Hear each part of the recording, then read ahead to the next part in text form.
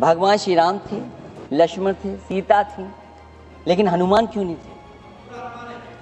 हनुमान इसलिए नहीं थे, शायद उनकी जात या धर्म कुछ और था। अध्यक्ष महोदय, नाकामी केवल यहां तक नहीं है। और भारतीय जनता पार्टी क्या है, मैं केवल एक पुरानी घटना याद करता हूं। एक बार फैजाबाद अयोध्या में एक कार्यक्रम था, उसमें बड़ी तैयारी की गई थी और तैयारी के साथ कलाकार बंबई से बुलाए गए थे। हो सकता है वो सहमति दिल्ली से ना रही हो, केवल लखनऊ की सहमति से हो रहा हो कार्यक्रम। और जब कार्यक्रम की पूरी तैयारी हो गई, भगवान श्री राम बनकर के कोई आ गया, लक्ष्मण बनकर के कोई आ गया, मां सीता भी बनकर के कोई आ गया, हनुमान जी और भगवान हनुमान भी बनकर के कोई आ गया। लेकिन जब लखनऊ से वो हेलीकॉप्टर उड़ा और अयोध्या पहुंचा तो सब लोग थे, लेकिन उसमें हनुमान नहीं थे। अध्यक्ष महोदय, मैं भारतीय जनता पार्टी के लोगों से कहूंगा कि जानकारी करिए कि आखिरकार भगवान श्री राम थे, लक्ष्मण थे, सीता थी, लेकिन हनुमान क्यों नहीं थे? हनुमान इसलिए नहीं थे, शायद उनकी जात या धर्म कुछ और था। अध्यक्ष महोदय, ये देश मिली जुली संस्कृति से चला है। कुछ हमने सीखा, कुछ उन्होंने सिखाया। और जो लोग ये कहते हैं कि हम सबको बराबरी का हक देते हैं, अभी कुछ दिन पहले ईद निकली है। अध्यक्ष महोदय, वो परंपरा रही है, न केवल मैं जाता हूं, बल्कि कोई दल का नेता ऐसा नहीं न जाता हो उस कार्यक्रम में शामिल होने। भारतीय जनता पार्टी के जो मुख्यमंत्री, उप मुख्यमंत्री, वो भी जाते हैं, उप मुख्यमंत्री, सभी धर्मों के नेता आते हैं। लेकिन पता नहीं इस बार क्या साजिश थी, षड्यंत्र था कि वहां पर कुछ पाबंदी लगी हुई थी। अगर किसी कारण पाबंदी लगी हुई थी तो बात समझ में आती है, लेकिन जब जानकारी हुई है, किसी को नहीं पता था कि पाबंदी क्यों लगी है कि आप नहीं जा सकते वहां पर कार्यक्रम में शामिल होने। क्या यही भारत है, यही संविधान हमें रास्ता दिखाता है? अध्यक्ष महोदय, मंत्री जी बताएं हमें, वो खुद भी माइनॉरिटी हैं, भगवान बुद्ध के रास्ते पे चलते हैं। भगवान बुद्ध का रास्ता दूसरा है। हम आपको अपना मानते हैं तब भी जब आप हमारे बहुत सारे ग्रंथों को नहीं मानते हैं, तब भी हम आपको अपना मानते हैं।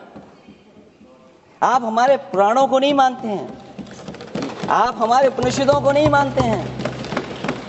लेकिन सोचिए, हम हिंदू वो लोग हैं जो आपको स्वीकार करते हैं और गले लगा करके चलते हैं। अब मैं दूसरे धर्म पे नहीं जाऊंगा, कोई नाराज हो सकता है। मैं दूसरे धर्म के बारे में नहीं जा सकता, मैं केवल यही बताता हूं। और मैं उत्तर प्रदेश में, अध्यक्ष जी, जहां से आता हूं, मैं अपमान नहीं कर रहा हूं, मैं सच बोल रहा हूं। और ये बिहार के चुनाव में जो आप कह रहे हैं कि महिलाओं को 2 मेंबर बना दिया, इस बार मैं भी देखूंगा आगे भारतीय जनता पार्टी कितनी महिला लोगों को टिकट देंगे वहां पर।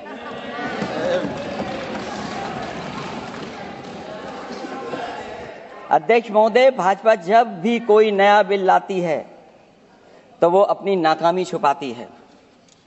भाजपा वाले मुसलमान भाइयों की वक्फ की जमीन चिन्हित करने की बात कर रहे हैं, जिससे महाकुंभ में जो हिंदू मारे गए हैं या खो गए हैं, उनको चिन्हित करने की बात पर पर्दा पड़ जाए।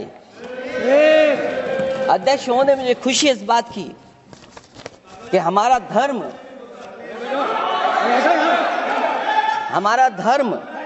अध्यक्ष महोदय, नहीं, कुछ कहना चाहते हैं।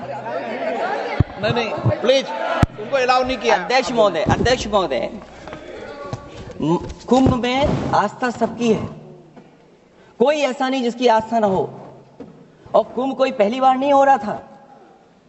ये भारतीय जनता पार्टी के लोगों ने ऐसा प्रचार किया कि 144 वर्षों के बाद पहली बार महाकुंभ होने जा रहा है, और लोग निकल पड़े। सरकार ने कहा कि हमारी तैयारी 100 करोड़ की है। आप कहते टेक्नोलॉजी का हम इस्तेमाल करेंगे, जमीनों को हम मैपिंग कर करके डेटा एंड रिकॉर्ड ठीक करेंगे।